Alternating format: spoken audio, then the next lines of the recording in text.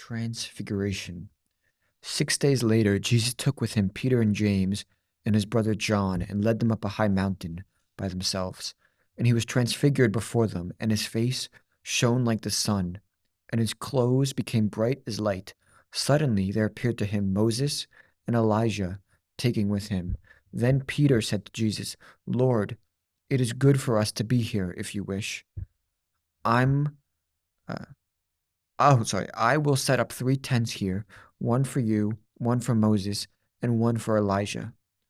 When he was still speaking, suddenly a bright cloud overshadowed them, and a voice from the cloud said, This is my son, the beloved. With him I am well pleased. Listen to him. When the disciples heard this, they fell to the ground and were overcome by fear. But Jesus came and touched them, saying, Get up and do not be afraid. And when they raised their eyes, they saw no one except Jesus himself alone. And they were coming down the mountain. As they were coming down the mountain, Jesus ordered them, Tell no one about the vision until after the Son of Man has been raised from the dead. And the disciples asked him, Why then do the scribes uh, say that Elijah must come first? He replied, Elijah is indeed coming and will restore all things.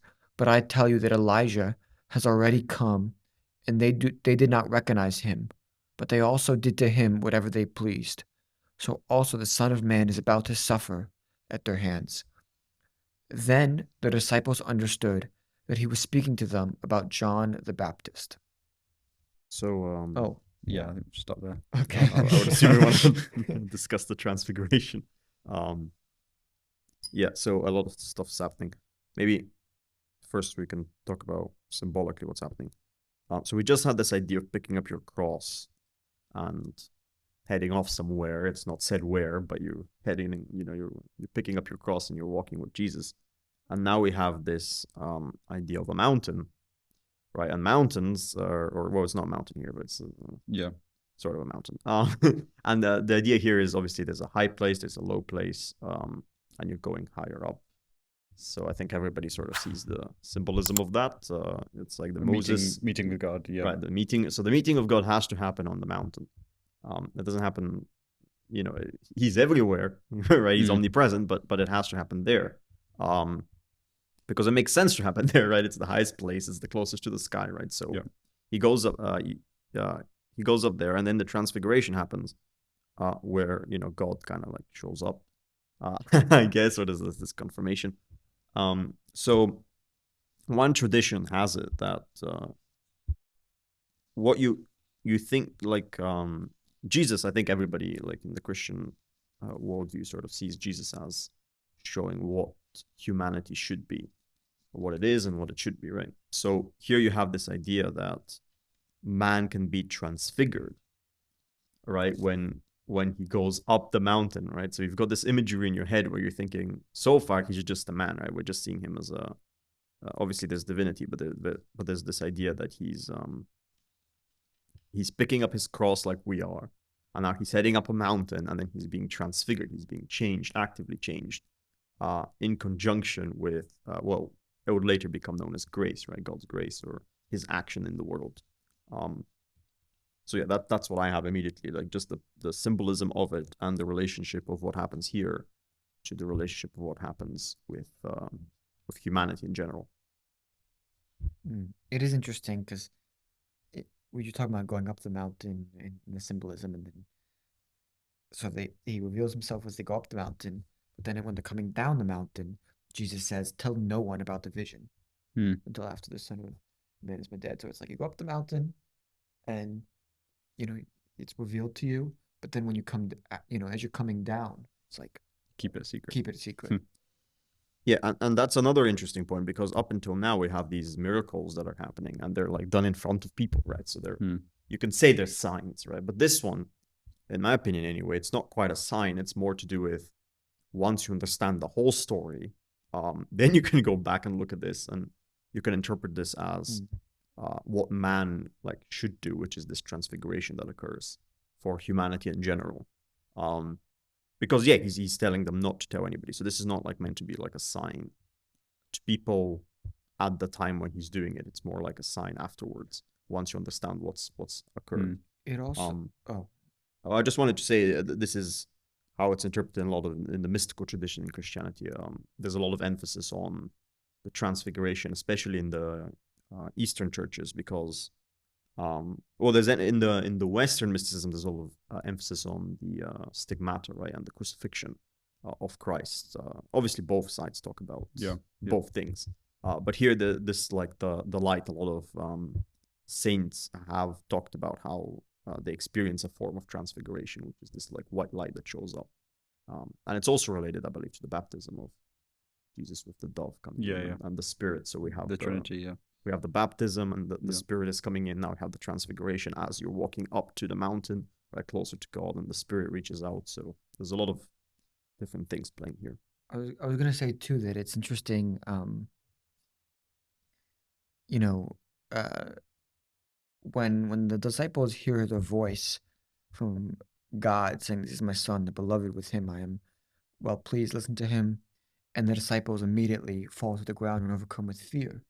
It reminds me of when he's walking on water, and they're like, "It's a ghost," and they're all afraid. And he's like, "Don't be afraid."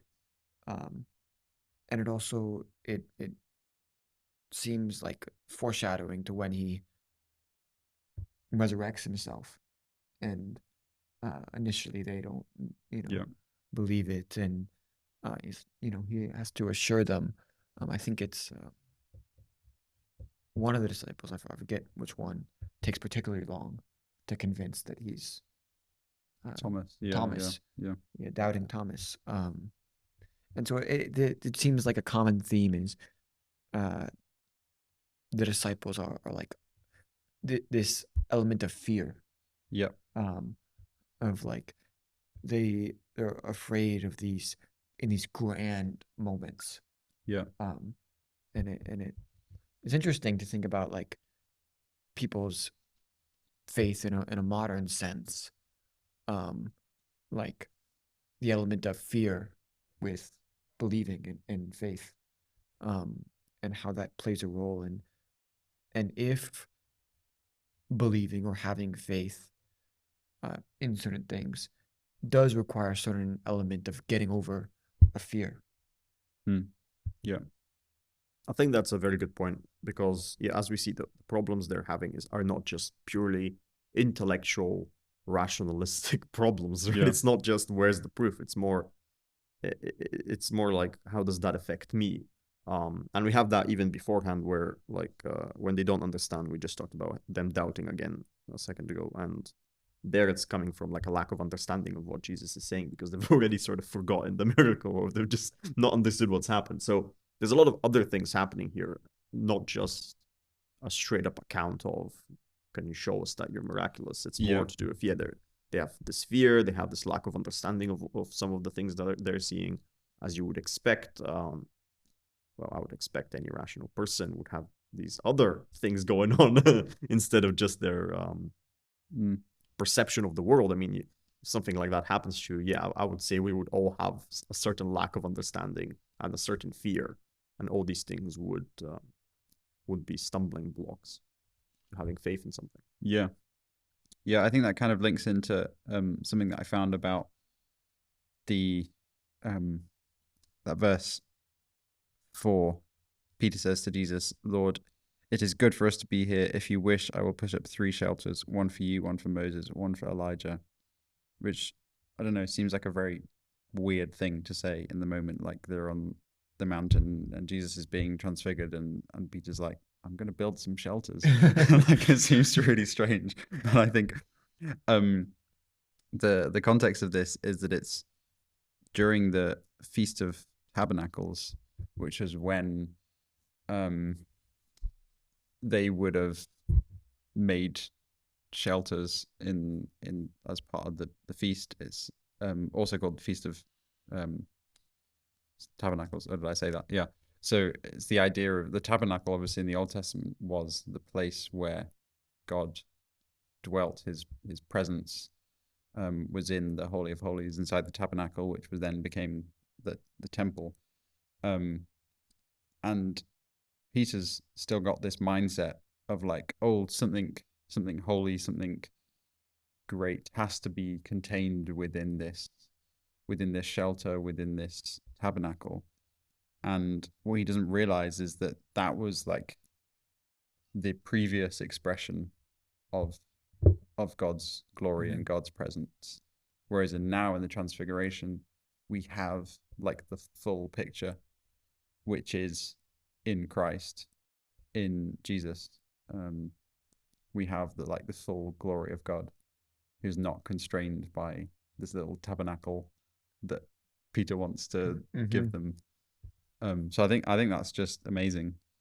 Yeah, I actually, I would agree with that, and I think that goes again to the point that I was making, which is maybe not like as recognized by some, but because obviously this is a sign of divinity. I mean, I'm not saying it's not a sign of divinity, but it's also supposed to be a sign of humanity. Yeah, and I think what you just said kind of goes with that, right? Yeah. Because the idea is that it's not restricted. Because Peter's initial reaction is, okay, yeah, you're the divine one. Yeah. Let me immediately confine the place like we used to, right? But it's like, no, I'm also the human one, right? Yeah. And this can happen to you, right? You can have this experience as well. So there's this sort of universality that's going on. Yeah.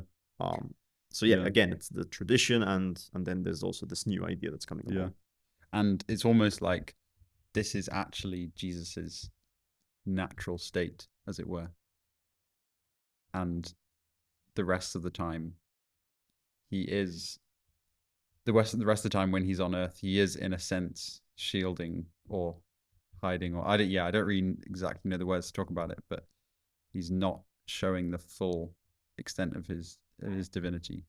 And this is the moment where it's fully shown to the disciples, or to the select, the three. Yeah, like I said, I wouldn't say it's not a sign of divinity. But it does have that. When we take the whole context of it, it has this universal kind of thing to do with the relation of the divine to mankind. As well, because that's also another thing, as we said, that Jesus represents. It's not just the word of God, but it's also the relation of God to man. Yeah, which is also why Moses and Elijah are there. It's pointing back to the history of God's relationship with his people through the law and the prophets, Moses and Elijah. Yeah. The dog will be edited out, by the way. Oh. In case you can't hear, there's a dog that's very mad at somebody in the background. Is that the dog from the Canaanite woman? Yeah. The dog's not getting the crumbs from the table, so he's very upset. Okay.